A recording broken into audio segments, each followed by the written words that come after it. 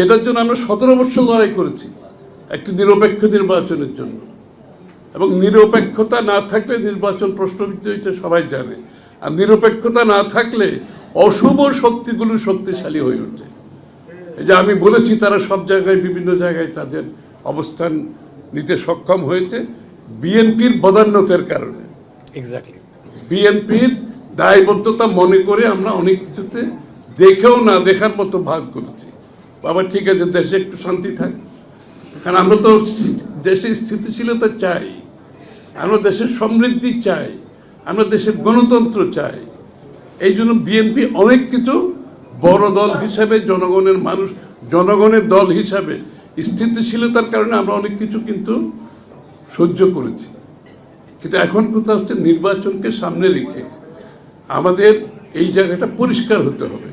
এখানে কিন্তু ধোঁয়াশা কোনো কিছু রেখে নির্বাচন করা সম্ভব হবে না, এটা পরিষ্কার করতে হবে। এই জন্য আমরা বলছি, যেহেতু বর্তমান সরকার, অন্তর্বর্তী সরকার, আপনি কেয়ারটেকার সরকারের দায়িত্ব পালন করবেন আগামী নির্বাচনে, যেহেতু আর কোনো কেয়ারটেকার সরকার আসবে না নির্বাচনের আগে, এই সরকারকে ইমিডিয়েটলি সহসাই কেয়ারটেকার সরকারের ভূমিকায় অবতীর্ণ হতে হবে। কেয়ারটেকার সরকারের জায়গায় অবতীর্ণ হওয়ার অর্থ হচ্ছে পুরোপুরি নিরপেক্ষ অবস্থানে যাওয়ার কথা বলছি।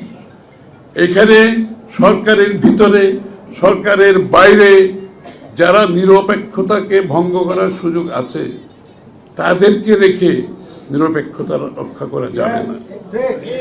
এই প্রশ্নটা আসছে বিভিন্ন কারণে।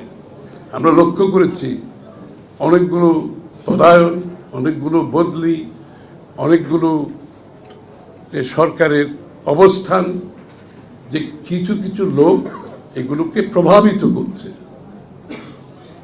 এই জন্য আমরা বলেছি, যাদেরকে নিয়ে প্রশ্নবিদ্ধ থাকবে, যারা প্রশ্নবিদ্ধ থাকবে, যাদের নিয়ে প্রশ্ন উঠেছে, আপনারা জানেন কিছু লোক নিয়ে প্রশ্ন উঠেছে, আর যারা আগামী নির্বাচনে অংশগ্রহণ করবে, অথবা যারা কোনো দলের সাথে সম্পৃক্ত আছে,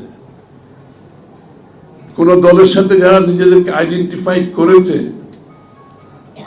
তাদের সরকারে থাকলে সেটা কেয়ারটেকার সরকারের ভূমিকা পালন করতে পারবে না। এই জন্য অতি সত্বর, যেহেতু এই সরকারই কেয়ারটেকার দায়িত্ব পালন করবে আগামী নির্বাচনে, আজ আমরা বলেছি অতি সত্বর কেয়ারটেকার মোডে সরকারকে চলে যেতে হবে।